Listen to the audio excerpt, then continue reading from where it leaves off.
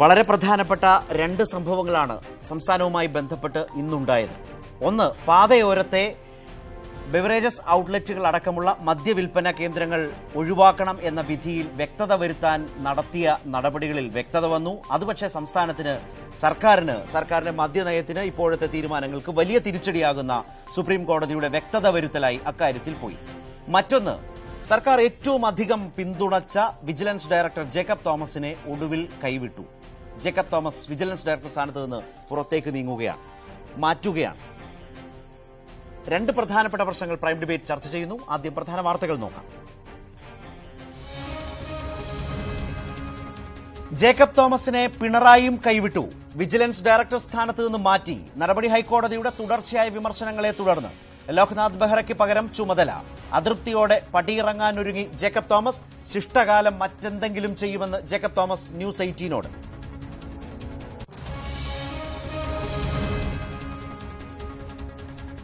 പാതയോര വിധിയിൽ വ്യക്തതയായി. സർക്കാരിന് കനത്ത തിരിച്ചടി. പാതയോര മദ്യശാല നിരോധനം ബാറുകൾക്കും ബാധകമെന്ന് സുപ്രീം കോടതി.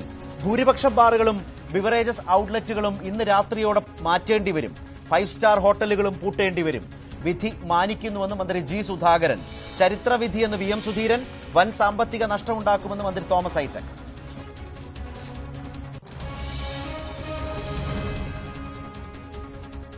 തോമസ് ചാണ്ടി പുതിയ മന്ത്രി. സത്യപ്രതിജ്ഞ നാളെ വൈകിട്ട്. എൻസിപിയുടെ ആവശ്യത്തിന് എൽഡിഎഫിന്റെ അംഗീകാരം. ഫോൺ കെണിയിൽ ചാനൽ മേധാവിയടക്കം 9 പേർക്കെതിരെ ക്രൈംബ്രാഞ്ച് കേസെടുത്തു. ഗൂഢാലോചനയടക്കം ജാമ്യമില്ലാ വകുപ്പുകൾ ചുമത്തി.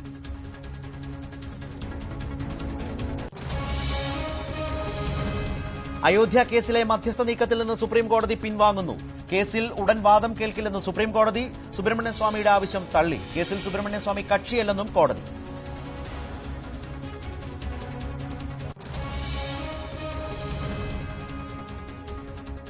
കോടതിയലക്ഷ്യ കേസിൽ ശിക്ഷിക്കാൻ സുപ്രീം കോടതിയെ വെല്ലുവിളിച്ച് ജസ്റ്റിസ് കർണൻ.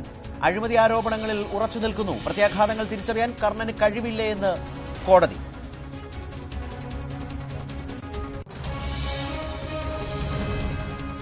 SBIയുടെ 7 പതിറ്റാണ്ട് നീണ്ട സേവനം അവസാനിച്ചു. SBIയുമായി ലയനം നാളെ. ലയനം ഇടപാടുകാരെ ഒരു തരത്തിലും ബാധിക്കില്ലെന്ന് SBI.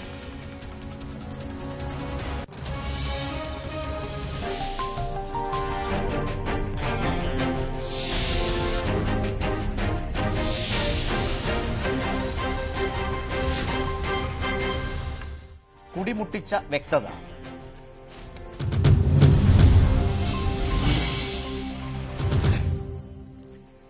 ദേശീയ സംസ്ഥാന പാതകൾക്ക് 500 മീറ്ററിനുള്ളിൽ ഉള്ള മദ്യവിൽപ്പനശാലകൾക്ക് നിരോധനം ഏർപ്പെടുത്തിയ വിധി 5 സ്റ്റാർ ഹോട്ടലുകൾക്കും ബാറുകൾക്കും ബാധകമാണെന്ന് സുപ്രീം കോടതി.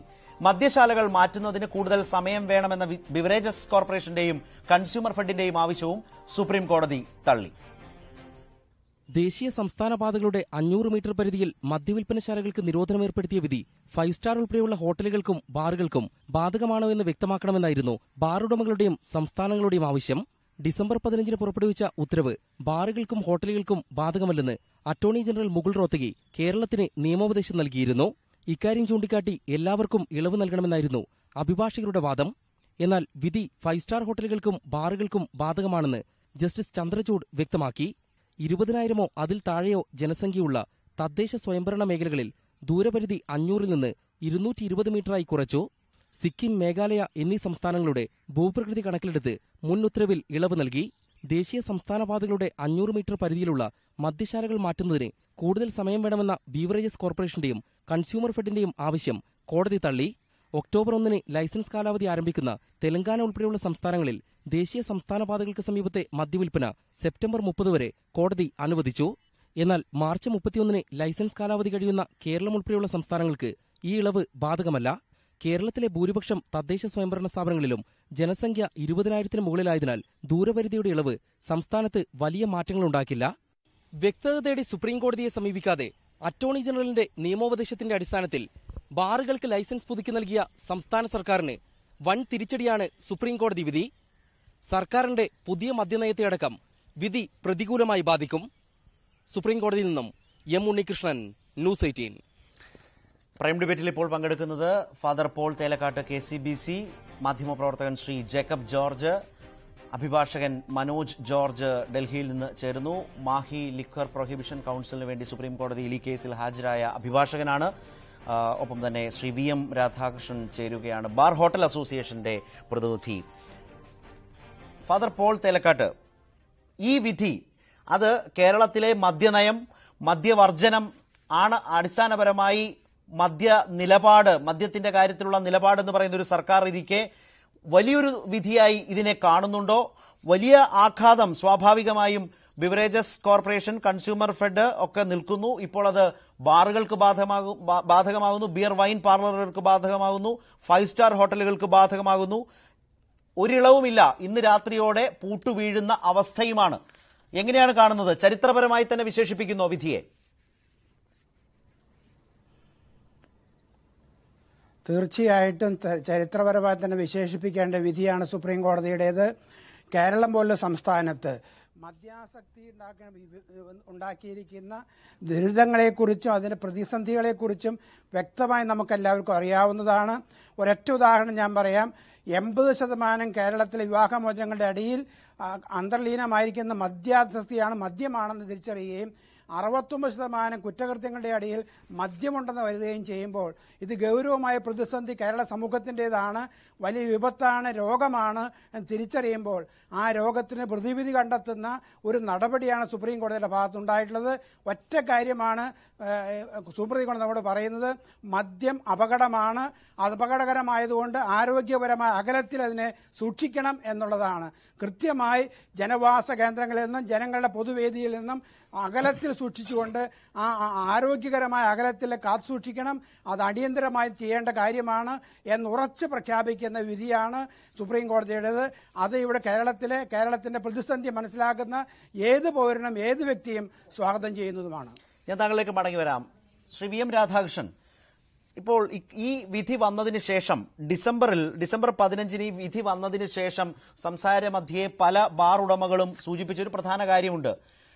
ഈ വിധിയിൽ വ്യക്തത തേടി ഈ രാജ്യത്ത് ആരെങ്കിലുമൊക്കെ കോടതിയിലേക്ക് പോയാൽ വലിയ ബുദ്ധിമുട്ട് ചിലപ്പോൾ ഉണ്ടായേക്കാമെന്നൊരു ഭയപ്പാടോടുകൂടിയാണ് കേരളത്തിലെ ബാർ ഉടമകൾ, അവശേഷിക്കുന്ന 5 സ്റ്റാർ ഹോട്ടലുകൾ നടത്തുന്നവരും ബിയർ വൈൻ പാർലറുകൾ നടത്തുന്നവരും ഒക്കെ കഴിഞ്ഞു പോന്നിരുന്നത്. ഒടുവിൽ അത് തന്നെ സംഭവിച്ചോ? കാരണം കേരളം അങ്ങനെ ഒരു വ്യക്തത വരുത്താൻ പോയിരുന്നില്ല. അതിനർത്ഥം അതിൽ ബിയർ വൈൻ പാർലറുകൾ ഉൾപ്പെടുന്നില്ല, 5 സ്റ്റാറുകൾ ഉൾപ്പെടുന്നില്ല എന്ന ഒരു നിലപാടോടുകൂടി കേരളം നിന്നു. പക്ഷേ ഭയന്നിരുന്നത് തന്നെ ഒടുവിൽ സംഭവിച്ചോ? വ്യക്തത വരുത്താൻ പോയി. ആ വ്യക്തത വരുത്തിയപ്പോൾ പാതയോരത്തുള്ള ഏതുതരം മദ്യകേന്ദ്രവും വിൽപ്പന കേന്ദ്രവും വേണ്ട എന്ന കർശന നിലപാടിലേക്ക് സുപ്രീം കോടതി പോയി. നിങ്ങൾ ഭയന്നത് തന്നെയാണോ സംഭവിച്ചത്?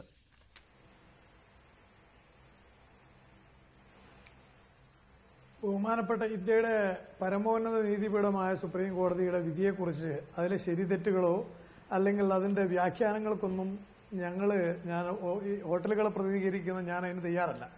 മറിച്ച് ഞങ്ങൾക്ക് പറയാനുള്ളത്, ഞങ്ങൾ ഭയന്നതല്ല, ഞങ്ങൾ ഇന്ത്യയിലെ പ്രമുഖ നിയമപണ്ഡിതർ ഉൾക്കൊള്ളുന്ന നിരവധി ലോ ഹൌസുകളെ സമീപിച്ച് ഒരു 2 ഡസനിലധികം സ്ഥാപനങ്ങളെ സമീപിച്ച് ഞങ്ങൾ സമ്പാദിച്ച നിയമോപദേശങ്ങളിൽ മുഴുവൻ വളരെ വ്യക്തമായി ഞങ്ങളോട് പറഞ്ഞത് ഈ വിധി നിങ്ങളെ ഒരിക്കലും ബാധിക്കുന്നതല്ല. കാരണം ഇത് വാസ്തവത്തിൽ ലിക്കർ വെൻഡിംഗ് ഷാപ്പുകളും അതാത് സ്ഥലത്തെ സംസ്ഥാന സർക്കാരുകളും തമ്മിലുള്ള നിയമപരമായ ഒരു ഏറ്റുമുട്ടലിന്റെ പര്യവസാനമാണ്. ഇത് നിങ്ങളെ ബാധിക്കുന്ന കാര്യമല്ല എന്ന രൂപത്തിലാണ് ഞങ്ങൾക്ക് നിയമോപദേശം കിട്ടിയത്. ആ നിയമോപദേശത്തിന്റെ അടിസ്ഥാനത്തിൽ ഞങ്ങൾ പ്രതീക്ഷിച്ചിരുന്നത് ഇനി വ്യക്തത തേടി ആരെങ്കിലും പോയാൽ തന്നെ ഞങ്ങള് ഹോട്ടൽ വ്യവസായത്തെ ഒരു കക്ഷിയല്ലാത്ത ഒരു കാര്യത്തിൽ ഞങ്ങൾക്കെതിരായ ഒരു വിധി ഉണ്ടാകില്ല. അഥവാ വിധി പുറപ്പെടുവിക്കണമെങ്കിൽ തന്നെ ഞങ്ങളെല്ലാം കക്ഷി ചേർത്ത് ഞങ്ങളുടെ ഭാഗം വിശദമായി കേട്ട് ശേഷമേ നീതിപീഠം ഒരു വിധി പ്രസ്താവിക്കൂ എന്നായിരുന്നു ഞങ്ങൾ ആശിച്ചിരുന്നത്, അഥവാ പ്രതീക്ഷിച്ചിരുന്നത്. അതിന് വിപരീതമായി ഞങ്ങൾ ഇടുത്തി പോലെ ഈ വ്യവസായത്തിന് അന്ത്യം കുറിക്കുന്ന രൂപത്തിലുള്ള ഒരു വിധി, അഥവാ ഏതാണ്ട് അന്ത്യം, പൂർണ്ണമായില്ലെങ്കിലും അന്ത്യശ്വാസം വലിപ്പിക്കത്തക്ക രൂപത്തിലുള്ള ഒരു വിധി ഇന്ന് പുറപ്പെടുവിച്ചു കഴിഞ്ഞു. അതനുസരിക്കുക, അത് പാലിക്കുക എന്നുള്ള ഏതൊരു ഇന്ത്യൻ പൗരനെ പോലെ, ഏതൊരു ഇന്ത്യൻ വ്യവസായിയെ പോലെ, ഏത് ഒരു ഇന്ത്യൻ വ്യാപാരിക്കും ബാക്കി ഞങ്ങളുടെ മുൻപിൽ കരണീയമായി മറ്റൊന്നുമില്ല. അത് ഞങ്ങൾ പാലിക്കുന്നു. പിന്നെ ഇത് സംബന്ധിച്ച വ്യാഖ്യാനങ്ങൾക്ക് സംസ്ഥാന സർക്കാർ, അതാത് സംസ്ഥാനത്തെ സർക്കാരുകൾ ഈ വിധിയെ എങ്ങനെ വിശകലനം ചെയ്യുന്നു, വിധിയെ തുടർന്ന് എന്തെല്ലാം നടപടികളാണ്, എന്തെല്ലാം ഭേദഗതികളാണ് അവരവരുടെ സംസ്ഥാനത്തെ എക്സൈസ് പോളിസികളിൽ വരുത്തുക എന്നതൊക്കെ ഓരോ സംസ്ഥാനത്തെ ഭരണകൂടത്തെ ആശ്രയിച്ചിരിക്കുന്നു. നമ്മുടെ സംസ്ഥാനത്തും ഈ ഇവിടുത്തെ ഭരണകൂടം ഇതിനെ ഏത് രൂപത്തിലെടുക്കും, മനോജ് ജോർജ്, ഈ കേസിൽ പൂർണ്ണമായും ഈ വിധത്തിൽ പാതയോരത്തെ ദേശീയ സംസ്ഥാന പാതയോരത്തെ മദ്യവിൽപ്പന കേന്ദ്രങ്ങൾ അവസാനിപ്പിക്കണം എന്ന നിലപാടോടുകൂടി മാഹി ലിക്കർ പ്രൊഹിബിഷൻ കൌൺസിലിന് വേണ്ടി ഹാജരായ അഭിഭാഷകനാണല്ലോ. ഈ വിധി നടപ്പാകുന്നതോടെ ആദ്യം താങ്കളുടെ ഈ കക്ഷികളുടെ പ്രശ്നത്തിലേക്ക് തന്നെ വരാം. മാഹി മദ്യവിൽപ്പന കൊണ്ട് പ്രസിദ്ധമാണ്. കേരളത്തിലെ മദ്യനയം ആ വിധത്തിൽ മദ്യപാനികൾക്ക്, മദ്യത്തെ ആശ്രയിക്കുന്നവർക്ക് ബുദ്ധിമുട്ട് സൃഷ്ടിച്ചപ്പോഴും വടക്കോട്ടൊക്കെ വലിയ ആശ്വാസമായി മാറിയൊരു പ്രദേശമാണ് മാഹി. ഇതോടുകൂടി ഏതാണ്ട് മാഹി എന്ന ആ ചെറിയ പ്രദേശം പൂർണ്ണമായും മദ്യവിൽപ്പന കേന്ദ്രങ്ങളല്ലാതായി മാറാൻ പോവുകയല്ലേ? ആദ്യം അത്തരമൊരു കാര്യത്തിലേക്ക് താങ്കളുടെ ഒരു അഭിപ്രായം. 2001 തൊട്ട് മാഹിയിലെ ജനതയുടെ ഒരു വലിയ ആവശ്യവും ഒരു പ്രശ്ന പരിഹാരത്തിനായിട്ടുള്ള അവരുടെ ഒരു മുന്നേറ്റത്തിന്റെയും ഭാഗമായിട്ടാണ് ഇന്നത്തെ ഈ വിധി ഇവിടെ വന്നിരിക്കുന്നത്. നേരത്തെ എനിക്ക് മുമ്പേ സംസാരിച്ച അദ്ദേഹം പറഞ്ഞതുപോലെ 22-ലധികം മുതിർന്ന അഭിഭാഷകർ ഇന്ന് ഈ ലിക്കർ നയത്തെ തന്നെ സപ്പോർട്ട് ചെയ്തുകൊണ്ടുള്ള ഒരു ആർഗ്യുമെന്റ്സ് ആണ് കോടതിയിൽ പ്രതിപാദിച്ചിരുന്നത്. എന്നാൽ മാഹി പ്രൊഹിബിഷൻ കൌൺസിൽ മയ്യഴിക്കൂട്ടത്തോട് ചേർന്ന് ചെയ്തതായിട്ടുള്ള ഒരു നിയമ നടപടിയാണ് 2001 മദ്രാസ് ഹൈക്കോടതിയിലൂടെ ഈ വിധി വരികയും ആ വിധിയെ പുതുച്ചേരി സർക്കാർ സുപ്രീം കോടതിയിൽ ചലഞ്ച് ചെയ്യുകയും ചെയ്യാനുണ്ടായത്. അപ്പോൾ മാഹിയെ സംബന്ധിച്ച് പറയുകയാണെങ്കിൽ നാഷണൽ ഹൈവേയുടെ 1 കിലോമീറ്ററിനുള്ളിൽ 32-ലധികം ചില്ലറ മദ്യശാലകളും ഏകദേശം 32ഓളം മൊത്ത വിൽപ്പനശാലകളും അങ്ങനെ ഏകദേശം 62 മദ്യശാലകളാണ് മാഹിയിൽ 1 കിലോമീറ്ററിൽ നാഷണൽ ഹൈവേയിൽ ഉണ്ടായിരുന്നത്. ഈ വിധിയോടുകൂടി ഈ 500 മീറ്ററിന്റെ പരിധിക്കുള്ളിൽ വരുന്ന ആ വിധിയോടുകൂടി അവിടുത്തെ ആ മദ്യശാലകൾക്കെല്ലാം തന്നെ ഈ വിധി അടയ്ക്കേണ്ടതായിട്ടുള്ള ഒരു സിറ്റുവേഷനിലേക്കാണ് എത്തിച്ചേർന്നത്. അതായത് മനോജ് ജോർജ്, കേരളത്തിൽ ഇന്ന് മാർച്ച് 31 ഇന്ന് അർദ്ധരാത്രിയോടുകൂടി ഈ വിധി അനുസരിച്ച് എല്ലാ തരത്തിലും പാതയോരത്തെ ഈ പറഞ്ഞ ഹോട്ടലുകളായാലും എല്ലാം അടയ്ക്കേണ്ടി വരും, മദ്യവിൽപ്പന അവസാനിപ്പിക്കേണ്ടി വരും എന്നൊരു സാഹചര്യം മാഹിയിലും അങ്ങനെ തന്നെയാണോ? തീർച്ചയായിട്ടും ഇത് മാഹിയിലോ കേരളത്തിലോ സംബന്ധിച്ച ഒരു വിഷയം മാത്രമല്ല, ഇത് ഇന്ത്യയെ മൊത്തം ബാധിക്കുന്ന ഒരു പ്രശ്നം. ഇതിന്റെ ഒരു ചരിത്രം, ഇതിന്റെ അല്പചരിത്രത്തിലേക്ക് നമുക്ക് കടക്കേണ്ടതായിട്ടുണ്ട്. കാരണം ഇത് ഇന്നലെയോ സുപ്രീം കോടതിയുടെ ഒരു പ്രത്യേക ചിന്താഗതിയിൽ ഉണ്ടായതായിട്ടുള്ള ഒരു വിധിയല്ല. ഇത് 2003 തൊട്ട് കേന്ദ്ര ഗവൺമെന്റ് മോട്ടോർ വെഹിക്കിൾസ് ആക്ട് പ്രകാരം രൂപീകരിച്ചതായിട്ടുള്ള ഒരു കമ്മിറ്റിയുടെ ഒരു പഠനത്തിന് ശേഷവും ministry off road transport and highways ഇത് 2003 മുതൽ എല്ലാ സംസ്ഥാനങ്ങൾക്കും അതിന്റെ ചീഫ് സെക്രട്ടറിമാർക്കും ഓരോ വർഷവും ഈ ഇന്ത്യയിൽ നടക്കുന്നതായിട്ടുള്ള അപകടങ്ങളെക്കുറിച്ചുള്ള റിപ്പോർട്ടുകൾ കൊടുക്കുകയും അതിനകത്ത് മദ്യ ഉപയോഗത്തിന് ശേഷം വാഹനം ഓടിക്കുന്നതിലൂടെയും മദ്യ ഉപയോഗത്തിന് ശേഷം നിരത്തുകളിലൂടെ സഞ്ചരിക്കുന്നതിലൂടെയും ഉണ്ടാകുന്ന അപകടങ്ങളെക്കുറിച്ച് ഒരു വളരെ വിശദമായ പഠനം തന്നെ ഉണ്ടാവുകയും ആ പഠനത്തിന്റെ അടിസ്ഥാനത്തിലാണ് India has become the capital of accidents. ഓരോ 4 മിനിറ്റിലും ഒരു ആക്സിഡന്റ് ഉണ്ടാകുന്നു എന്നുള്ള കണ്ടെത്തലുകൾ ഉണ്ടായതിനു ശേഷം അതിലുണ്ടായ മദ്യം ഉപയോഗിച്ചുള്ള യാത്രയിൽ അല്ലെങ്കിൽ മദ്യം ഉപയോഗിച്ചതിന് ശേഷം വാഹനങ്ങൾ ഉപയോഗിക്കുന്നതിൽ ഉണ്ടാവുന്ന അപകടങ്ങളെക്കുറിച്ചുള്ള ഒരു പഠനത്തിന്റെ ഒരു അവസാനമായിട്ടാണ് ഈ വിധി ഉണ്ടായത്. തീർച്ചയായും അതിന്റെ പ്രസക്തിയാണ് ഈ ഹർജികളുടെ, മനോജ് ഞാൻ താങ്കളിലേക്ക് മടങ്ങി വരാം, ആ ഹർജികളുടെ പ്രസക്തിയാണ് സുപ്രീം കോടതി ദീർഘകാലമായി കേട്ടുകൊണ്ടിരുന്ന ഒരു പ്രശ്നത്തിലാണ് വളരെ സുപ്രധാനമായി വിധി വന്നത് എന്ന് പറഞ്ഞത് ഫാദർ പോൾ തേലക്കാട്ട്. പക്ഷേ ഇപ്പോൾ നികുതി നഷ്ടം, വരുമാന നഷ്ടം എന്നുള്ള സംസ്ഥാനങ്ങളുടേതായ ആശങ്ക ഒരു ഭാഗത്ത്, നേരത്തെ തന്നെ മദ്യ ലഭ്യത കുറയ്ക്കുന്ന വിധത്തിലേക്കുള്ള കഴിഞ്ഞ സർക്കാരിന്റെ നയം വന്നതോടുകൂടി തന്നെ ലഹരിയുടെ ഉപയോഗം കൂടിയതായ മയക്കുമരുന്ന് അടക്കമുള്ള ലഹരി പദാർത്ഥങ്ങളുടെ ഉപഭോഗത്തിൽ വലിയ വർധന ഉണ്ടായതായ പ്രശ്നം നിൽക്കുന്നു. ഇങ്ങനെയൊക്കെ യഥാർത്ഥത്തിൽ വിധികളിലൂടെ മദ്യലഭ്യത കുറയ്ക്കുന്ന സമീപനങ്ങളിലേക്ക് പോയാൽ, കാരണം ഇത് മാറ്റിസ്ഥാപിക്കുക എന്ന് പറയുന്നത് കേരളം പോലൊരു സംസ്ഥാനത്ത് അത്ര എളുപ്പവുമല്ല. വലിയ പ്രതിഷേധങ്ങൾ, ജനവാസ കേന്ദ്രങ്ങളുടെ പേരിൽ വലിയ പ്രതിഷേധങ്ങൾ ഉണ്ടാവുകയും ചെയ്യുന്നു. അങ്ങനെ ലഭ്യത കുറച്ചുകൊണ്ട് യഥാർത്ഥത്തിൽ മദ്യാസക്തി കുറയ്ക്കാം എന്ന് കരുതുന്നത് പ്രായോഗികമാണോ? പ്രായോഗിക അർത്ഥത്തിൽ ഈ വിധി നടപ്പാക്കുക സർക്കാരുകളെ സംബന്ധിച്ച് അത്ര എളുപ്പമുള്ളതാണോ?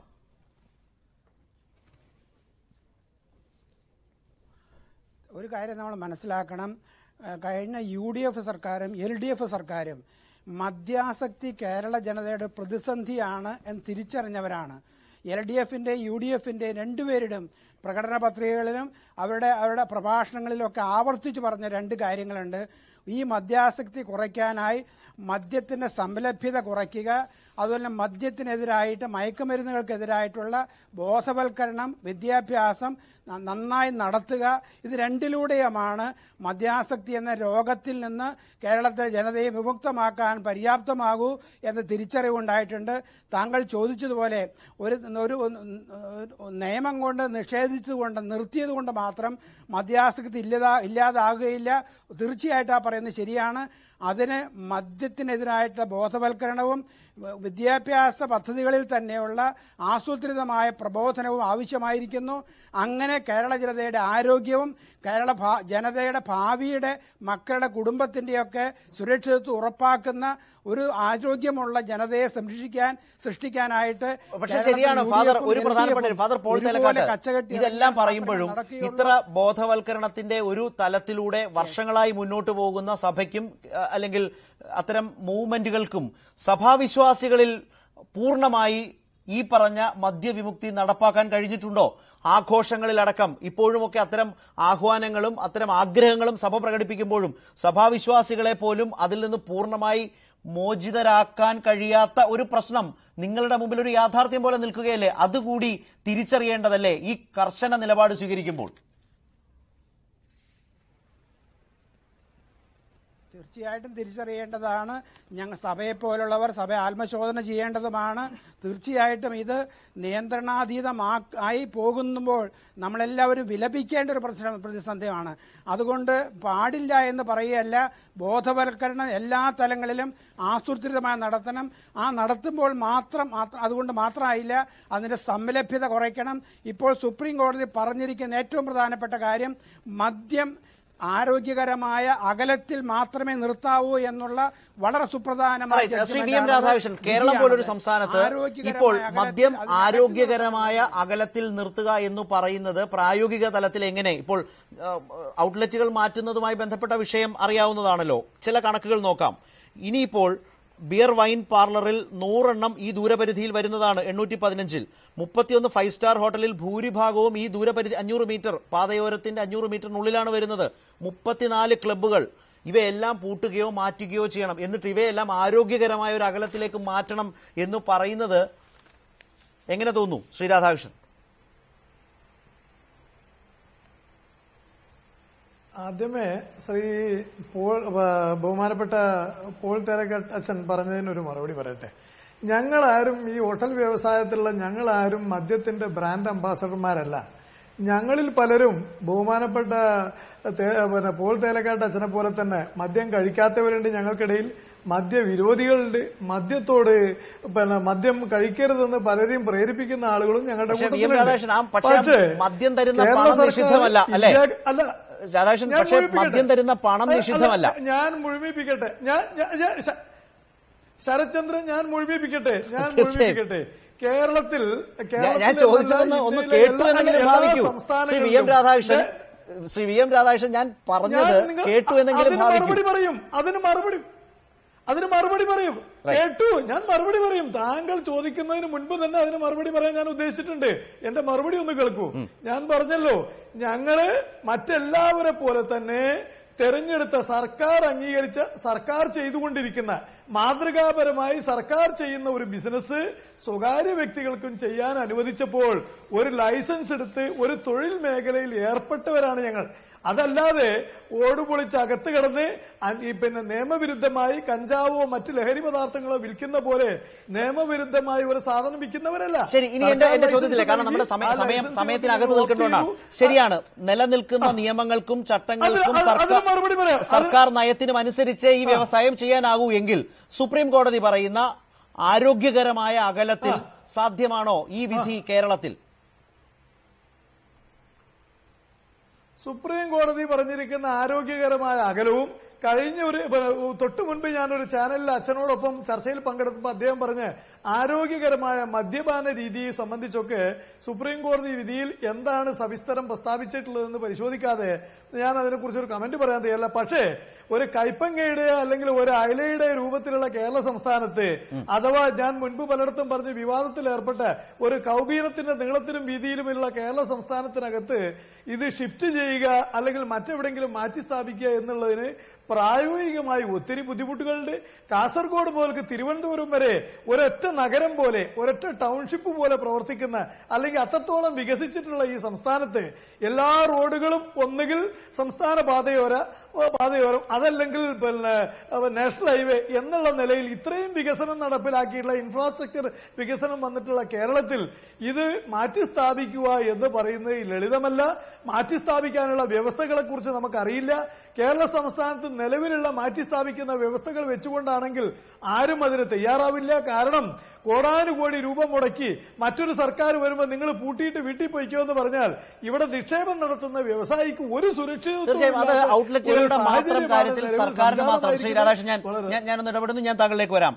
ഈ ഔട്ട്ലെറ്റുകൾ ഈ പറഞ്ഞതുപോലെ വേണമെങ്കിൽ മാറ്റാം, ജനവാസ കേന്ദ്രങ്ങളിൽ പ്രതിഷേധം വന്നാൽ വീണ്ടും, പക്ഷേ അതൊന്നും ഹോട്ടലുകളുടെ ഒന്നും കാര്യത്തിൽ യാഥാർത്ഥ്യമല്ല, സാധ്യവുമല്ല. ശ്രീ മനോജ് ജോർജ്, ഇത്തരം വിധികൾ വരുമ്പോൾ ഇപ്പോൾ അദ്ദേഹം പറഞ്ഞ പ്രായോഗിക പ്രശ്നം, കേരളത്തിന്റെ ഒരു ജനസാന്ദ്രത, അവിടെ ജനവാസ കേന്ദ്രങ്ങളിൽ അല്ലാതെ ഇത്തരം കേന്ദ്രങ്ങൾ സ്ഥാപിക്കുക എന്നൊക്കെ പറയുന്നതിന്റെ ഒരു അപ്രായോഗികത യഥാർത്ഥത്തിൽ ഒരു കേരളത്തെക്കുറിച്ചാണ് പറയുന്നതെങ്കിലും അത്തരം പ്രായോഗിക ബുദ്ധിമുട്ടുകൾ, അപ്രായോഗികത ഈ കോടതി വിധിയുമായി ബന്ധപ്പെട്ട് പരിഗണിക്കേണ്ട ഒരു പ്രശ്നവും സുപ്രീം കോടതിക്ക് മുമ്പിലില്ല എന്നാണോ മനസ്സിലാക്കേണ്ടത്? തീർച്ചയായിട്ടുമല്ല. കാരണം നമ്മൾ ഇതിനകത്ത് ഒരു കാര്യം വളരെ ശ്രദ്ധിക്കേണ്ടത്, ഇന്ത്യ എന്ന ഒരു രാജ്യത്ത് മാത്രമാണ് മദ്യപിച്ച് വണ്ടി ഓടിക്കുക അല്ലെങ്കിൽ വാഹനം ഓടിക്കുക എന്നുള്ള ഒരു പ്രക്രിയയിലേക്ക് ഏർപ്പെടുന്നത്. നമ്മളെ വേറെ ഏത് രാജ്യത്ത് പോയാലും, ഇന്ത്യക്കാർ ഏത് രാജ്യത്ത് പോയാലും മദ്യപിച്ചതിന് ശേഷം വാഹനം തൊടാൻ പോലും അറയ്ക്കുന്നതായിട്ടുള്ള ഒരവസ്ഥാവിശേഷമാണ് നമ്മൾ കാണുന്നത്. ഇന്ന് ഇവിടെ നമ്മുടെ ഈ നിയമങ്ങൾ പാലിക്കുന്നതിലും നിയമങ്ങൾ എങ്ങനെ അത് എൻഫോഴ്സ് ചെയ്യുന്നതിലും ഉള്ള പോരായ്മകൾ കൊണ്ട് ഇത് നടക്കുന്നേയില്ല. ഇന്ന് ആരും മദ്യപിച്ച് വണ്ടി ഓടിച്ചു കഴിഞ്ഞാൽ ഒന്നും തന്നെ ഇന്ത്യയിൽ സംഭവിക്കുന്നില്ല എന്നുള്ളതാണ് ഇവിടെ നടക്കുന്നത്. ഇത് മനോജ് ജോർജ്, അങ്ങനെ ഒരു സാഹചര്യത്തിന് അതിന്റെ പരിഹാരം ഈ വ്യവസായം തന്നെ ഈ രൂപത്തിൽ ഇല്ലാതാക്കുക എന്ന വിധിയാണോ ഉചിതം? കാരണം ആ നിയമങ്ങൾ നടപ്പാക്കാൻ ബാധ്യതപ്പെട്ടവർ അത് ചെയ്യുന്നില്ല എങ്കിൽ അത് ഉറപ്പാക്കുകയല്ലേ കോടതികൾ ചെയ്യേണ്ടത്? പകരം ഇത്തരം വ്യവസായങ്ങളെ പൂർണ്ണമായും ഇല്ലാതാക്കുന്ന വിധത്തിലാണോ വിധികൾ ഉണ്ടാകേണ്ടത് എന്നൊരു വിമർശനം സ്വാഭാവികമായും ഉയരില്ലേ? ശ്രീ ശരത്, ഒരു സെക്കൻഡ് എനിക്ക് തരണം. മനോജിനോട് ഒരു മറുപടി പറയാനാണ്. ഫണ്ടമെന്റൽ റൈറ്റ് അല്ല. എന്താണ് ശ്രീ രാധാകൃഷ്ണൻ? അദ്ദേഹത്തോട് ചോദിച്ചോളൂ, വക്കീലിനോട് ചോദിച്ചോളൂ. ലിക്കറിൽ ട്രേഡ് ചെയ്യാന്നുള്ളത്, അതെ, ശ്രീ അഡ്വക്കേറ്റ് മനോജ് ജോർജ് പറഞ്ഞൊരു കാര്യമുണ്ടല്ലോ. ഒരു സെക്കൻഡ് ഒന്ന് പറയാൻ അനുവദിക്കൂ. അഡ്വക്കേറ്റ് മനോജ് ജോർജ്, താങ്കൾ പറഞ്ഞു മറ്റു രാജ്യങ്ങളിൽ മുഴുവൻ വാഹനം ഓടിച്ച് മദ്യപിച്ച് വാഹനം ഓടിക്കുന്ന ഒരു ശീലമില്ലെന്ന് പറഞ്ഞു. അത് പാതയോരത്ത് മദ്യഷോപ്പുകളോ പിന്നെ ബാറുകളോ ഇല്ലാഞ്ഞിട്ടല്ല. താങ്കൾ സഞ്ചരിച്ച വിദേശ രാജ്യങ്ങളിലൊക്കെ നാഷണൽ ഹൈവേകളിലും അവിടുത്തെ സംസ്ഥാന പാതയോരങ്ങളിലും ഇഷ്ടംപോലെ ബാറുകളും മദ്യ ഔട്ട്ലെറ്റുകളും ഉണ്ട്. അത് അവിടെ ചെയ്യാത്തത് എന്തുകൊണ്ടാണെന്ന് താങ്കൾ സൗകര്യപൂർവ്വം വിസ്മരിച്ചു. അത് ചെയ്യാത്തത് മദ്യപിച്ച് വാഹനം ഓടിക്കുന്നതിനെതിരെയുള്ള കർശന നടപടികളും അവബോധവും അവരിൽ നടത്തിയ ബോധവൽക്കരണവുമാണ്. അത് മനസ്സിലാക്കണം. അതിന്റെ ഉത്തരം ഒന്ന് പറഞ്ഞോട്ടെ. ശരി, അവിടെ നമ്മള് അമേരിക്കയെ സംബന്ധിച്ച് പറയുകയാണെങ്കിൽ ഒരു ഡ്രാം ലയബിലിറ്റി എന്ന് പറഞ്ഞൊരു ലോ തന്നെയുണ്ട്. അതായത് ഒരാള് മദ്യപിച്ചതിന് ശേഷം വണ്ടി ഓടിച്ച് ഒരു അപകടത്തിലേർപ്പെട്ടാൽ ആ അപകടത്തിൽപ്പെടുന്ന ആൾക്ക് ഏത് കൊമേഴ്ഷ്യൽ എസ്റ്റാബ്ലിഷ്മെന്റ് ആണോ ആ മദ്യം അവർക്ക് വിറ്റത്, ഒരു 2 തൊട്ട് 5 മില്യൺ US$ വരെ ആ കൊമേഴ്ഷ്യൽ എസ്റ്റാബ്ലിഷ്മെന്റിനെ നിയമ നടപടികളിലൂടെ അവരുടെ കയ്യിൽ നിന്ന് കൈപ്പറ്റാനായിട്ടുള്ള, മേടിച്ചെടുക്കാനായിട്ടുള്ള ലോ സൂട്ടുകൾ ഇന്ന് വികസിത രാജ്യങ്ങളിൽ അവൈലബിൾ ആണ്. ഇങ്ങനെയുള്ള ഒരു കൊമേഴ്ഷ്യൽ എസ്റ്റാബ്ലിഷ്മെന്റുകൾക്ക് ഒരു രീതിയിലുള്ള ലയബിലിറ്റിയും ഫിക്സ് ചെയ്യാത്തൊരു സാഹചര്യമാണ് നമ്മുടെ ഇന്ത്യയെ പോലുള്ള രാജ്യത്തുള്ളത്. ഒരു ഡ്രാംസ് ലയബിലിറ്റി ഒന്നും ഇവിടെ ഇന്ന് അവൈലബിളും അല്ല. അങ്ങനെയുള്ള ഒരു ടോർട്ട് നമുക്കിന്ന് അവൈലബിളും അല്ല. മദ്യം വിൽക്കുന്ന രാജ്യങ്ങളിൽ ഏർപ്പെടുത്തിയിരിക്കുന്നത്. അങ്ങനെ കർശനമായി നൂതനമായ നിയമ സംവിധാനങ്ങൾ രൂപപ്പെടുത്താനായിരുന്നില്ലേ കോടതി ഈ വിഷയത്തിൽ പരിശ്രമിക്കേണ്ടത്? പകരം നിയമപരമായി നടത്തിക്കൊണ്ടിരിക്കുന്ന ഒരു വ്യവസായത്തെ പൂർണ്ണമായി, ഏതാണ്ട് കേരളത്തിൽ അങ്ങനെയാണ് സംഭവിക്കുന്നത്. മദ്യനയം കോടതി നിശ്ചയിക്കുന്ന വിധത്തിലേക്ക് മാറുന്നു. അത് കോടതിയുടെ വിഷയമല്ലല്ലോ,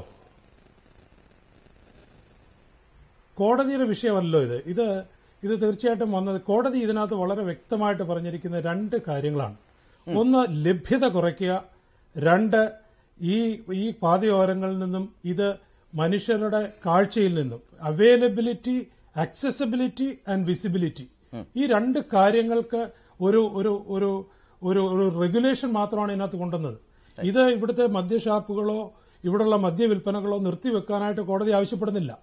കോടതി ആവശ്യപ്പെടുന്ന ഒരു റീസണബിൾ റെസ്ട്രിക്ഷനാണ്.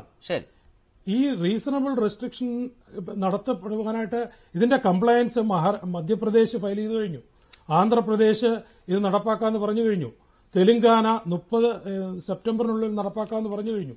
എന്നാൽ ഈ നമ്മളുടെ സംസ്ഥാനത്തും മാഹി പോലുള്ള പുതുശ്ശേരിയുടെ പാതയോരങ്ങളിലുമൊക്കെ അവിടെ നടക്കുന്നത് ഒരു മദ്യ ഉപയോഗമല്ല, മദ്യം തന്നെ ഒരു ടൂറിസമായി തന്നെ നിർത്തിക്കൊണ്ടുള്ള ഒരു അവസ്ഥാവിശേഷമാണ്. മദ്യപാനികളെ സൃഷ്ടിക്കുന്ന ഒരു അവസ്ഥാവിശേഷമാണ് പ്രത്യേകിച്ച് മാഹിയെ സംബന്ധിച്ച് പറയാനുള്ളത്.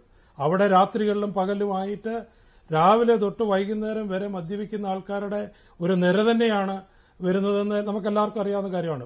പ്രൈസുകളിലാണ്, അതിന്റെ കോസ്റ്റിലാണെങ്കിലും പ്രൈസിലാണെങ്കിലും വലിയൊരു ആകർഷണ കേന്ദ്രമായി കേരളത്തിന് പോലും മാറുന്നത്. ഇവിടെ ശ്രീ VM രാധാകൃഷ്ണൻ, ഒരു പ്രധാനപ്പെട്ട കാര്യം, ഇപ്പോൾ കേരളം അറ്റോർണി ജനറലിന്റെ നിയമോപദേശത്തിന്റെ അടിസ്ഥാനത്തിൽ കോടതിയെ സമീപിച്ചിരുന്നില്ല. മറ്റു പല സംസ്ഥാനങ്ങളും പോയിരുന്നു, ബാർ ഉടമകൾ പോയിരുന്നു. അവർക്കൊന്നും അനുകൂലമായ ഒരു വിധി സമ്പാദിച്ചെടുക്കാൻ കഴിഞ്ഞിട്ടുമില്ല. ഇപ്പോൾ അഡ്വക്കേറ്റ് സൂചിപ്പിച്ചതുപോലെ പുതുച്ചേരി സർക്കാർ തന്നെ സമീപിച്ചിരുന്നു. അപ്പോൾ കേരള സർക്കാർ അറ്റോർണി ജനറലിന്റെ നിയമോപദേശത്തിൽ വിശ്വസിച്ച് കരുതിയിരുന്നത് പിഴവായി പോയി എന്ന് കരുതുന്നതിൽ അർത്ഥമുണ്ടോ? ഇനി സർക്കാരിന് യഥാർത്ഥത്തിൽ ഇക്കാര്യത്തിൽ എന്തെങ്കിലും ഒന്ന് പുതുതായി ചെയ്യാനാകുമോ? ചില പ്രതീക്ഷകൾ പങ്കുവെച്ചുകൊണ്ടാണ് നേരത്തെ താങ്കൾ അത് പറഞ്ഞത്. സർക്കാരിന് എന്തെങ്കിലും ചെയ്യാനാകുമെങ്കിൽ നല്ലത് എന്ന രൂപത്തിൽ നിയമനിർമ്മാണം പോലെയുള്ള അവസ്ഥയെക്കുറിച്ചാണ് താങ്കൾ സൂചിപ്പിച്ചത്. അത്തരമൊരു സാധ്യതയോ പ്രതീക്ഷയോ നിങ്ങൾക്ക് ഇക്കാര്യത്തിലുണ്ടോ? ഞങ്ങൾക്ക് ഒരാളിലും പ്രതീക്ഷയില്ല. ഈ വ്യവസായത്തെ തകർത്തത് തന്നെ ഇവിടെ ഭരിച്ച ഭരണകൂടങ്ങൾ തന്നെയാണ്. അവർ തന്നെ ലൈസൻസ് നൽകി, അവർ തന്നെ പിൻവലിക്കുന്നു. അവർക്ക് സൗകര്യപൂർവ്വം പിൻവലിക്കാനുള്ള അധികാരമുണ്ടെന്ന് ജുഡീഷ്യറി കണ്ടെത്തി. അപ്പൊ ഞങ്ങൾ അതിലൊക്കെ നിസ്സഹായരാണ്. കാരണം നിക്ഷേപം നടത്തിയ ഞങ്ങളൊക്കെ ആ കാര്യത്തിൽ നിസ്സഹായരാണ്. പിന്നെ അങ്ങ് സൂചിപ്പിച്ച മറ്റൊരു കാര്യം, സർക്കാരുകൾക്ക് കഴിയുമല്ലോ. സർക്കാരുകൾ ഈ നിയമം വന്ന സുപ്രീം കോടതി വിധിക്ക് ശേഷം ഇതിനോട് പ്രതികരിച്ച മറ്റു പല സംസ്ഥാന സർക്കാരുകളുമുണ്ട്. നിക്ഷേപകരുടെ താൽപര്യാർത്ഥം സംരക്ഷണം നൽകിക്കൊണ്ട് പലവിധ നടപടികൾ, അഡ്മിനിസ്ട്രേറ്റീവ് നടപടികൾ സ്വീകരിച്ച മറ്റു പല സംസ്ഥാനങ്ങളുണ്ട്. ബഹുമാനപ്പെട്ട അഡ്വക്കേറ്റ് പറയുണ്ടായി, മദ്യപിച്ച് അപകടമുണ്ടാക്കുന്നതിന്റെ ഉത്തരവാദിത്വത്തിന് അമേരിക്കയിൽ വലിയൊരു നിയമമുണ്ട്, അതിന്റെ നഷ്ടപരിഹാരം ഈടാക്കാൻ കച്ചവടക്കാരെന്ന്. അങ്ങനെയാണെങ്കിൽ കേരള സംസ്ഥാനത്തിന് ഇനി ബഡ്ജറ്റ് അവതരിപ്പിക്കേണ്ടി വരില്ല. കാരണം ബീവറേജസ് കോർപ്പറേഷനിൽ നിന്ന് കുടിച്ചു പോയവനെ മുഴുവൻ വാങ്ങിക്കൊണ്ടുപോവുക, വഴിയിൽ നിന്ന് കുടിക്കുക, എന്നിട്ട് വാഹനം ഓടിക്കുക. അത് വിറ്റവന്റെ പേർക്കാണ് അതിന്റെ നഷ്ടപരിഹാരം ഈടാക്കുന്നത്. അതും വേണ്ട എന്നാണല്ലോ കോടതി പറഞ്ഞത്. അത് തന്നെയാണ് ശ്രീ രാധാകൃഷ്ണൻ. അങ്ങനെ ഇനി അതും വേണ്ട എന്ന് തന്നെയാണ് കോടതിയും പറഞ്ഞത്. അങ്ങനെ പാതയോരങ്ങളിൽ നിന്ന് വേഗത്തിൽ വാങ്ങി കോടതി നമ്മളോട് പറഞ്ഞിരിക്കുന്നത് 500 മീറ്റർ അകലത്ത് പോയി വാങ്ങി കുടിച്ചിരിക്കുന്നതിൽ തെറ്റില്ല. പക്ഷേ പാതയോരത്തുനിന്ന് വാങ്ങി പെട്ടെന്ന് കുടിക്കേണ്ട, ഇത്രേ പറഞ്ഞുള്ളൂ. അപ്പൊ നമ്മൾ ഇനി 500 മീറ്റർ അകലത്തിൽ സ്ഥാപിക്കാൻ എന്താ മാർഗമെന്ന് നോക്കുക, അല്ലാതെ എന്താ ചെയ്യുക? തീർച്ചയായും അതിനുള്ള പരിശ്രമം നടത്തിയേ നിവൃത്തിയുള്ളൂ. ഫാദർ പോൾ തേലക്കാട്ട്, നേരത്തെ സൂചിപ്പിച്ചതുപോലെ കാലാകാലങ്ങളിലെ സർക്കാരുകളുടെ നയങ്ങൾക്കനുസരിച്ച് കച്ചവടം നടത്തുന്നവരാണ് തങ്ങൾ എന്ന് പറയുന്ന ഒരു വേദന അവർ പങ്കുവെക്കുമ്പോൾ തന്നെ എല്ലാ കാലത്തെയും സർക്കാരുകളും മറ്റൊരു തരത്തിൽ ഈ മദ്യലഭ്യത വർദ്ധിപ്പിക്കുന്ന വിധത്തിൽ ശാസ്ത്രീയമായ പഠനങ്ങളില്ലാതെ ബാറുകൾ ലൈസൻസുകൾ അനുവദിക്കുക, പല താല്പര്യങ്ങളുടെ അടിസ്ഥാനത്തിൽ കേരളത്തിലേതടക്കം ബാറുകളുടെ എണ്ണം വർദ്ധിക്കുക, ഏറ്റവും ഒടുവിൽ കോടതിക്ക് ഇടപെടേണ്ടി വരിക എന്ന സാഹചര്യമാണോ ഈ വിധത്തിൽ കാര്യങ്ങളെ കൊണ്ടുചെന്നെത്തിച്ചത്? കേരളം ഇതിന് എന്തെങ്കിലും തരത്തിൽ സർക്കാർ വ്യത്യസ്തമായി മുന്നോട്ടു പോകാനുള്ള ഒരു സാഹചര്യത്തെ താങ്കൾ കാണുന്നുണ്ടോ ഈ വിധിയെ മറികടക്കുന്ന വിധത്തിൽ?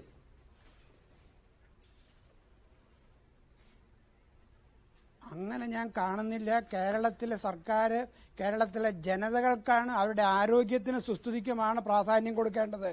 കച്ചവടക്കാര് ന്യായമായി കച്ചവടം നടന്നതിനെതിരല്ല ഞാൻ പറയുന്നത്. പക്ഷെ കച്ചവടക്കാരും അത് ചെയ്യുന്നത് സമൂഹത്തെ എങ്ങനെ ബാധിക്കുമെന്ന് നിർണ്ണയിക്കാനും അതിനെക്കുറിച്ച് തീരുമാനമെടുക്കാനും സർക്കാരിനാണ് ബാധ്യസ്ഥതയുള്ളത്. അതങ്ങനെ ചെയ്യേണ്ടതാണ്. ചെയ്യുന്നതിൽ ഇവിടെ നമ്മൾ ഓർക്കേണ്ട മറ്റൊരു കാര്യമുണ്ട്. സുപ്രീം കോടതി പറഞ്ഞത് ഒറ്റ കാര്യമാണ്. സുപ്രീം കോടതി നമ്മോട് പറഞ്ഞത് ഈ തെരുവീതികളിൽ നിന്നൊക്കെ അകറ്റണമെന്ന് പറഞ്ഞപ്പോൾ സുപ്രീം കോടതി രണ്ട് കാര്യം പറഞ്ഞു, രണ്ട് വാക്കുകൾ: അട്രാക്ഷൻ ആൻഡ് ഡിസ്ട്രാക്ഷൻ. അതായത് പാതയോരങ്ങളിൽ ഇതൊരു അപകടത്തിന്റെ സൂചനയും അതിനുള്ള ഒരു പ്രേരകവും ആകരുത് എന്ന് പറഞ്ഞപ്പോൾ അതുകൊണ്ട് തന്നെ അത് മാറ്റി സ്ഥാപിക്കണമെന്നത് സർക്കാരിന്റെ കോടതിയുടെ നിശ്ചയമാണ്. ആ നിശ്ചയം ജനങ്ങളെ സംരക്ഷിക്കാനാണ്. റോഡിലൊക്കെ സഞ്ചരിക്കുന്ന ആളുകളെ റോഡ് അപകടങ്ങൾ ഉണ്ടാകാതിരിക്കാൻ, അതുപോലെ കുടുംബങ്ങളിൽ സ്വസ്ഥതയുണ്ടാകാനുള്ള ഒരു തീരുമാനമാണ്. ആ തീരുമാനത്തെ കേരളത്തിലെ സർക്കാർ ജനങ്ങളോട് പ്രതിബദ്ധതയുള്ളതാണെങ്കിൽ, ജനങ്ങളുടെ പ്രശ്നങ്ങൾ പരിഹരിക്കാൻ താല്പര്യമുള്ളതാണെങ്കിൽ, ജനങ്ങളുടെ കൂടെ നിൽക്കാൻ താല്പര്യമുള്ളതാണെങ്കിൽ ആ സർക്കാർ അതിനനുസൃതമായി നടപടികളെടുക്കണം എന്ന് ഞാൻ വിചാരിക്കുകയാണ്. അഡ്വക്കേറ്റ് മനോജ് ജോർജ്, അവസാനമായി ഈ പറഞ്ഞതുപോലെ നിയമപരമായി ഈ കേസിൽ അനുകൂലമായ വിധി ലഭിക്കാത്തവർ കേരളത്തിലടക്കം ഈ പറഞ്ഞവരൊക്കെ ഉണ്ടല്ലോ. സർക്കാരും ഈ വിധത്തിൽ സർക്കാരിന്റെ പൊതു കാഴ്ചപ്പാടിന് വിരുദ്ധമാണ് ഈ തീരുമാനം എന്നിരിക്കെ നിയമപരമായി ഇനി ഏതെങ്കിലും തരത്തിൽ ഈ വിധിയെ അക്കൂട്ടർക്ക് ചോദ്യം ചെയ്യാനുള്ള സാധ്യതകളുണ്ടോ? ഒരു കാര്യം കൂടി, ഈ കേസിൽ നേരത്തെ വാർത്തകളിൽ നിന്ന് വന്ന ഒരു വിവരം മാത്രമാണ്. ഇപ്പോൾ ഔട്ട്ലെറ്റുകൾ, ബെവ്കോയുടെയും കൺസ്യൂമർ ഫെഡിന്റെയും ഒക്കെ ഔട്ട്ലെറ്റുകൾ വിൽപ്പന കേന്ദ്രങ്ങളാണ്. പക്ഷേ ഹോട്ടലുകൾ അത് യഥാർത്ഥത്തിൽ മദ്യ വിതരണ കേന്ദ്രങ്ങൾ മാത്രമാണെന്നും മദ്യവിൽപ്പന കേന്ദ്രങ്ങളല്ല എന്നും ഉള്ള ഒരു വാദവും എടുത്തിരുന്നു ഈ ആളുകൾ. പക്ഷേ അതും കോടതി ഒരു തരത്തിലും ഉൾക്കൊള്ളാതെയാണോ ഈ ഒരു വിധിയിലേക്ക് പോയത്?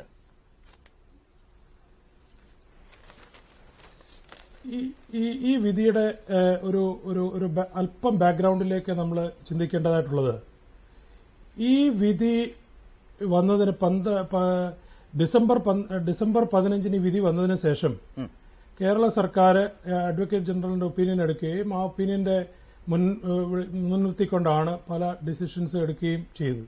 അതനുസരിച്ച് ഈവൻ മഹാരാഷ്ട്രയിൽ പോലും 13,000-ഓളം ലൈസൻസുകൾ ഗവൺമെന്റ് പുതുക്കി കൊടുക്കുകയും ചെയ്തു.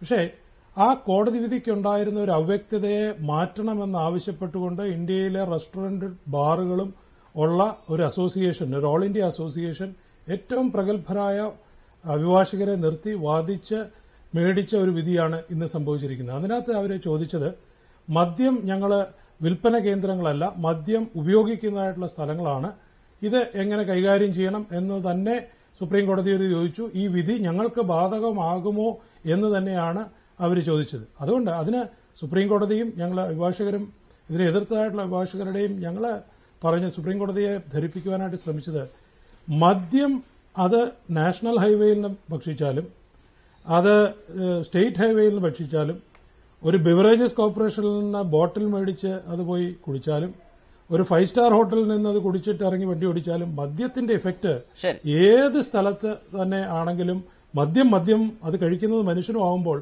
അപകടത്തിനുള്ള സാധ്യത എല്ലായിടത്തും തന്നെ കൂടിയാണെന്നുള്ള ഒരു സയന്റിഫിക് സ്റ്റഡിയുടെ ബേസിസിലാണ് സുപ്രീം കോടതി പോലും ഈ ഒരു വിധിയെ കണ്ടെത്തുവാനായിട്ട് ശ്രമിച്ചത്. എന്നോട് നേരത്തെ ചോദിച്ചതുപോലെ ഇതിന് ഇനി ഒരു അവസരമുണ്ടോ എന്ന് ചോദിച്ചാൽ ഡിസംബറിൽ വന്ന വിധിക്ക് 31 വരെ അവസരമുണ്ടായിരുന്നു. എല്ലാ ഗവൺമെന്റുകളും ഇതിന് ഒരു തീരുമാനങ്ങളും എടുക്കാതെ ഇത് ലാസ്റ്റ് 31 വരെ ഇതിനുവേണ്ടി വെയിറ്റ് ചെയ്യുകയും ഇതിന് ചില നിയമോപദേശങ്ങളുടെ ഒരു ബലത്തിൽ ഇതിനെ മുന്നോട്ട് കൊണ്ടുപോകാമെന്ന് തീരുമാനിക്കുകയും ചെയ്തതിന്റെ വെളിച്ചത്തിലാണ് ഇപ്പോൾ പെട്ടെന്ന് എന്ന് നമുക്ക് തോന്നുന്ന രീതിയിൽ വന്നിരിക്കുന്നത്. ഇത് സുപ്രീം കോടതി കഴിഞ്ഞ ഞാൻ നേരത്തെ പറഞ്ഞ പോലെ 13 കൊല്ലമായിട്ട് ഗവൺമെന്റ് ഓഫ് ഇന്ത്യയുടെ ആലോചനയിൽ എല്ലാ ചീഫ് സെക്രട്ടറിമാർക്കും കൊടുത്തിരുന്ന ഒരു അഡ്വൈസറിയുടെ പുറത്താണ് ഈ വിധി അഡ്വക്കേറ്റ് മനോജ് ജോർജ്, താങ്കൾ പറഞ്ഞതുപോലെ ഇനിയൊരു നിയമപരമായി തർക്കിക്കാനുള്ള അവസരം കൂടി നഷ്ടപ്പെട്ടിരിക്കുന്നു. ഒരു പ്രധാനപ്പെട്ട അടിസ്ഥാനപരമായ സുപ്രധാനമായ വിധി സുപ്രീം കോടതിയിൽ നാവിധത്തിൽ വന്നിരിക്കുകയാണ്. മദ്യലഭ്യത കുറയ്ക്കുക എന്ന അടിസ്ഥാന നിലപാടിനാണ് ഈ വിധിയിലൂടെ കോടതി പ്രാമുഖ്യം നൽകിയിരിക്കുന്നത്. ഈ വ്യക്തത വരുത്തലിലും അത് പ്രകടമാകുന്നു. അതേസമയം മദ്യവ്യവസായം എന്നതിനെ അല്ല കോടതി പൂർണ്ണമായും പരിഗണിച്ചിരിക്കുന്നത്. അതിനപ്പുറം മദ്യലഭ്യത കുറയ്ക്കണം എന്ന വികാരത്തിനും വിചാരത്തിനും ഊന്നൽ നൽകിയുള്ള വിധി, ആ വിധിയിലെ വ്യക്തതയാണ് വന്നിട്ടുള്ളത്. കേരളമടക്കം വലിയ നിലയ്ക്ക് മദ്യശാലകൾ പൂട്ടുന്നതിനുള്ള ഒരു സ്ഥിതിയാണ് ഈ വിധി സൃഷ്ടിച്ചിരിക്കുന്നത്. വളരെയധികം നന്ദി ഫാദർ പോൾ തേലക്കാട്ട്, ഒപ്പം തന്നെ advocate Manoj George, Shri V M Radhakrishnan ഞങ്ങളോട് സഹകരിച്ചതിന്, ഈ വിധിയുടെ അടിസ്ഥാനത്തിൽ പ്രൈം ഡിബേറ്റിൽ അഭിപ്രായങ്ങൾ പങ്കുവച്ചു. അടുത്ത ചർച്ചയിലേക്ക് അതിനു മുൻപ് ഒരു ചെറിയ ഇടവേള.